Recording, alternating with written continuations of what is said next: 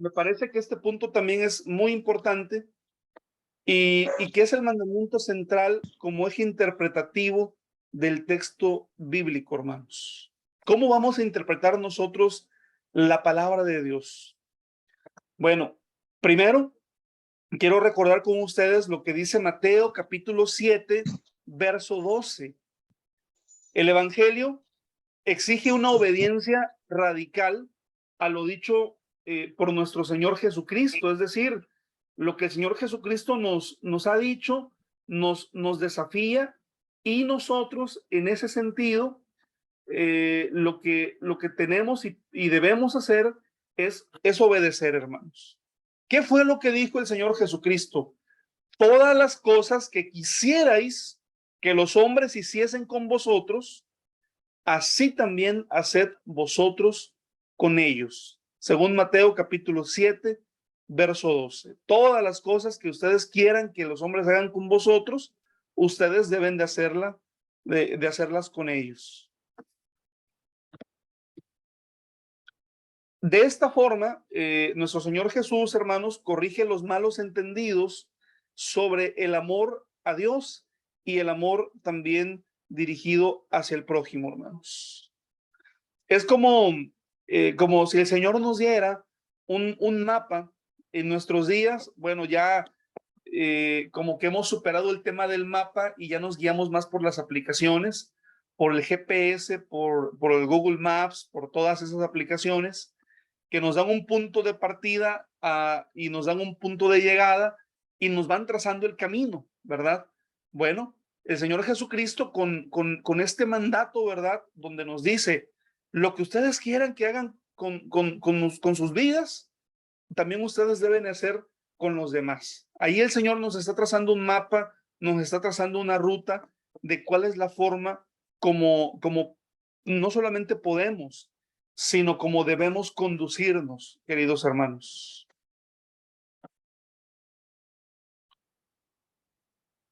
Ahora bien, nosotros somos un pueblo, somos una iglesia en donde la palabra de Dios es central, hermanos. Somos el pueblo del libro, somos el pueblo de la palabra. Pero el, cuando se capta realmente el mensaje de la Biblia, hermanos, es decir, cuando entendemos la Biblia en el nivel que Dios desea que nosotros la entendamos, ¿sí? Y me explico así, hermanos, porque la palabra la podemos entender en diferentes niveles. La palabra la podemos entender a la letra solamente, podemos memorizar, podemos conocer ciertos pasajes de la Biblia, pero en muchos casos, perdón, quizá no entenderla. Como cuando Felipe le pregunta al funcionario etíope, ¿entiendes lo que lees? Y aquel hombre le respondió a Felipe, ¿cómo voy a entender si nadie me lo explica? Bueno, en la voluntad de Dios, hermanos, es que nosotros realmente entendamos lo que dice la palabra, que podamos captar el mensaje de la Biblia. Y cuando nosotros captamos el mensaje de la Biblia, entonces eh, entendemos que el creyente debe de tener como prioridad el mandamiento más importante, es decir, el mandamiento de amar a Dios y como consecuencia de ese mandamiento más importante, amar al prójimo. Comparto con ustedes dos citas bíblicas. La primera está en Marcos capítulo 12, versos 28 al 33. Y dice así la palabra, la pueden ver en la pantalla, dice, acercándose uno de los escribas que los había oído disputar y sabía que les había respondido bien, le preguntó, ¿cuál es el primer mandamiento de todos? Y Jesús le respondió, el primer mandamiento de todos es, oye Israel, el Señor nuestro Dios, el Señor uno es. Y amarás al Señor tu Dios con todo tu corazón y con toda tu alma y con toda tu mente y con todas tus fuerzas. Este es el principal mandamiento. Y el segundo es semejante. Amarás a tu prójimo como a ti mismo. No hay otro mandamiento mayor que estos. Entonces el escriba le dijo: bien, maestro, verdad has dicho, que uno es Dios y no hay otro fuera de él, y que el amarle con todo el corazón, con todo el entendimiento, con toda el alma y con todas las fuerzas, y amar al prójimo como a uno mismo, es más que todos los holocaustos y sacrificios. Y Romanos 13, verso 10 dice: el amor no hace mal al prójimo, así que el cumplimiento de la ley es el amor. Hay una historia que, bueno, nosotros conocemos, hermanos, y encontré unos dibujos que me parecieron adecuados, me parecieron bonitos para contar esta historia. Es una parábola que contó Jesús.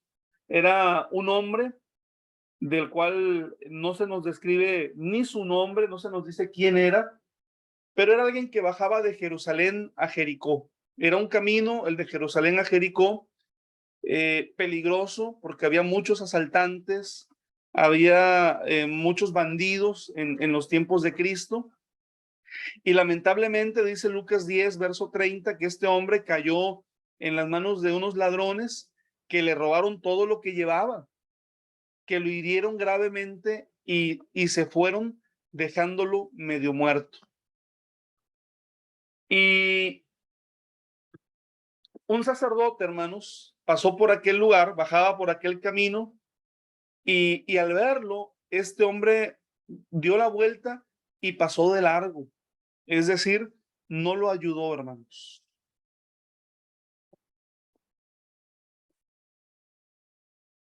Igualmente sucedió lo mismo con un levita que pasaba por allí y que al verlo dio un rodeo y pasó de largo.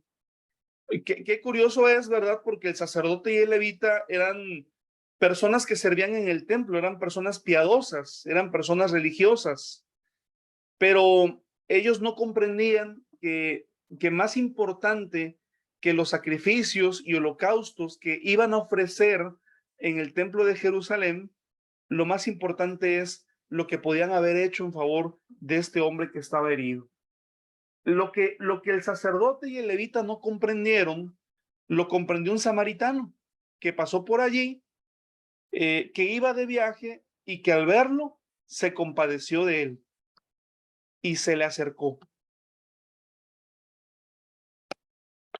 El samaritano, hermanos, vendó las heridas del hombre, lo montó en su cabalgadura, lo llevó a una posada y cuidó de él. Y al día siguiente sacó dinero y se lo dio al posadero y diciéndole: cuida de él y lo que gastes de más, yo te lo pagaré a la vuelta.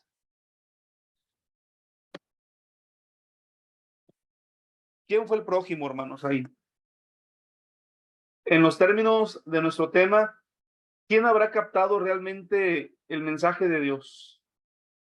¿El sacerdote, el levita o aquel samaritano que a los ojos de los judíos era un hombre impuro, hermanos? Así que, hermanos, lo que la palabra nos insta es eso. Dios quiere que captemos realmente el mensaje de la Biblia. Y cuando captamos, hermanos, el mensaje de la Biblia, el creyente se resiste a la tentación de usar la Biblia con la pretensión de que Dios les sirva para alcanzar los deseos que rigen los reinos de este mundo. En Mateo capítulo 4, versos 8 al 10, en la escena de la tentación de Jesús, dice la palabra: otra vez le llevó el diablo a un monte muy alto y le mostró todos los reinos del mundo y la gloria de ellos. Y le dijo: todo esto te daré si postrado me adorares. Entonces Jesús le dijo: vete, Satanás, porque escrito está: al Señor tu Dios adorarás y a él solo servirás.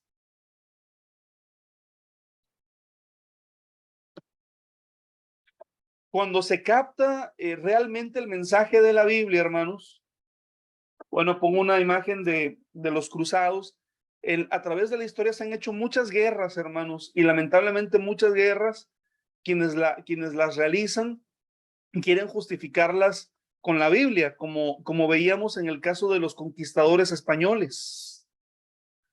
Pero cuando se capta el mensaje de la Biblia, hermanos, y con la misma fuerza, el creyente se resiste a usar la Biblia en contra del prójimo, hermanos. Y esto es bien importante. Dios no nos dio la Biblia, hermanos. Dios no nos dio su palabra para que lo usemos en contra del prójimo. Fíjese lo que dice Proverbios 16, 5 al 8. Abominaciones a Jehová todo altivo de corazón. Ciertamente no quedará impune. Verso 6. Con misericordia y verdad se corrige el pecado, y con el temor de Jehová los hombres se apartan del mal. Cuando los caminos del hombre son agradables a Jehová, aún a sus enemigos hace estar en paz con él. Mejor es lo poco con justicia que la muchedumbre de frutos sin derecho, hermanos. Menciono solamente, hermanos, lo que comentaba al principio, ¿verdad? El ejemplo del siglo XVI es un ejemplo aleccionador para nosotros, de cómo hay interpretaciones de la Biblia que pueden ser inaceptables y cómo incluso sacerdotes, personas ilustres como Juan Ginés de Sepúlveda, ¿verdad?, defendió la guerra contra los indígenas, estaba a favor de la conquista y lo hacía utilizando la palabra de Dios, interpretando la palabra de Dios. Cuando los europeos intentaban bíblicamente justificarse y decían que la base bíblica para la teología de la conquista era la conquista de Canaán por Josué, que si Dios le ordenó a Israel destruir a los cananeos y los indígenas eran idólatras, entonces también había que destruirlos, que era necesario, que era prácticamente obligatorio y permitido. Hermanos, son situaciones. El mensaje central de la palabra, queridos hermanos, es el amor, hermanos. La palabra dice: de tal manera amó Dios al mundo que ha dado a su Hijo unigénito para que todo aquel que en él cree no se pierda, mas tenga vida eterna, hermanos. Por amor, Dios prometió una simiente en Génesis. Por amor, Dios sacó a su pueblo Israel de Egipto. Por amor, Dios le dio al pueblo los 10 mandamientos. Todo lo que vemos en la palabra es con base en el amor de Dios. Dios amó tanto al mundo que nos envió a Jesucristo. Por amor, Jesús volverá, hermanos. Así que, hermanos, cuando abramos la Biblia, recordemos que estamos leyendo el gran mensaje del amor de Dios para todas las personas. Que Dios les bendiga, amados hermanos, y paz a vosotros.